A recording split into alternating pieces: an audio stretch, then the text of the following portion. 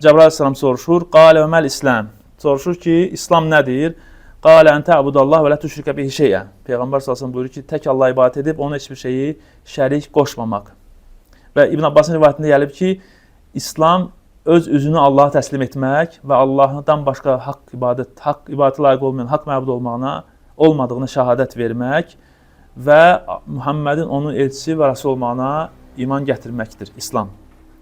Buradan fayda olaraq əlbəttə ki, tövhid şəhadətinin vacibliyi, sonra şirkin və onun əhlini pisləməyi və ondan uzaq durmaq, həmçinin faydalarından insanlar üzərində qeyd etdiyimiz ki, ən böyük vacib nədir? Tövhiddir. Necə ki, Peyğəmbər s.ə.v İslamdan soruşanda birinci nəyə gətirdi? Onu gətirdi. Və imandan soruşanda da.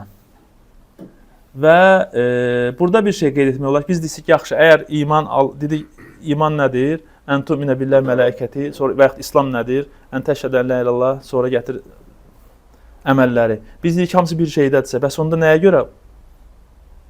Əvvəl iman deyir, sonra yenə sanki imanın içində şeylər ki, elə çıxır ki, ayrıdır.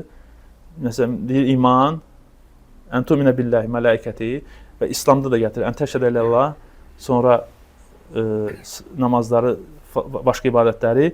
Yəni buna deyirlər ki, ətful xas aləl-əm.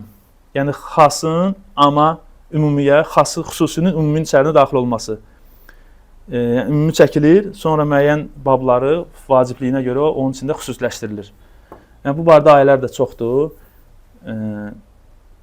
Necə ki, Bəqərə surəsində Allah Teala deyir ki, məsələn, birinci Allahı və Rəsulunu, mələklərini sevən, sonra yəti və Cibril və Mikail.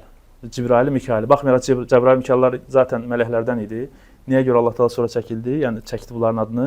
Yəni, onların sanki orada onların xüsusi mövqeyini qeyd eləmək üçün. Buna deyilər ətful xas aləl-əm. Xüsusinin ümumiyə nisbət olunması.